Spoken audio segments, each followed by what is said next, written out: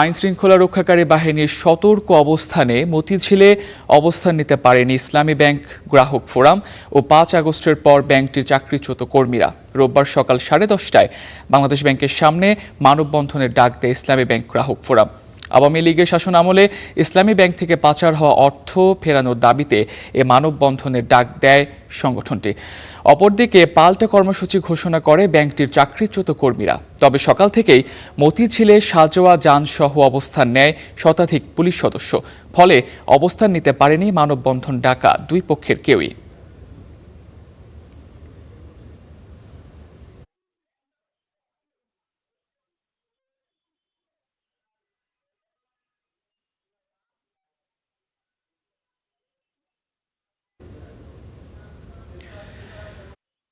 এই বিষয়ে আরো বিস্তারিত জানাতে আমাদের সহকর্মী ওয়ালিদ সাকিব সরাসরি যুক্ত হচ্ছেন বাংলাদেশ ব্যাংক থেকে। ওয়ালিদ, বর্তমান পরিস্থিতি কি সেখানে? আর কেউ অবস্থানের চেষ্টা করেছে কিনা একটু জানাবেন আমাদের। অবস্থানের চেষ্টা করেনি তামজিদ। আইন শৃঙ্খলা রক্ষাকারীর যে সদস্যরা বাহিনীর সদস্যরা যারা ছিল তারাও কিছুক্ষণ আগে স্থান ত্যাগ করেছেন। বাংলাদেশ ব্যাংকের অর্থাৎ মতিঝিল শাপলা চত্বর তারা ত্যাগ করেছেন। এখন তাদের খুব বেশি উপস্থিতি নেই। নিয়মিত এখানে যারা টহল দিয়ে থাকেন বা এখানে যারা দায়িত্বে নিয়োজিত থাকেন তারাই আছেন। মূলত ইসলামী ব্যাংক গ্রাহক ফোরামের ব্যানারে গ্রাহকদের একটি অংশ মূলত যাতে ইসলামী ব্যাংকের যে টাকা বিদেশে পাচার হয়েছে 2017 সালে ইসলামী ব্যাংক দখল করার পর একটি গোষ্ঠীর বিরুদ্ধে আসলে এই ধরনের অভিযোগ উঠেছে।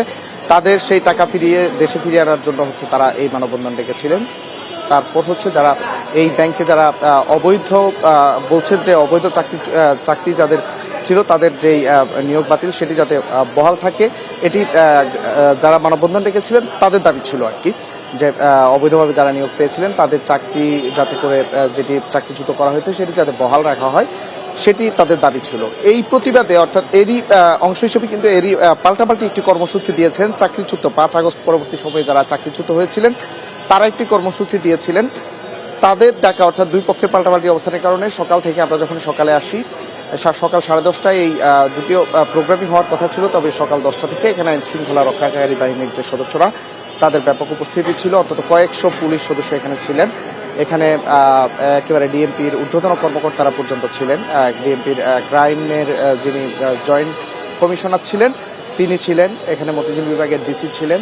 তাদের নেতৃত্বে আসলে কয়েকশো পুলিশ সদস্য ছিলেন। এপিসি, সাজোয়াজান সহ সব ধরনের নিরাপত্তা ব্যবস্থা তারা রেখেছিল।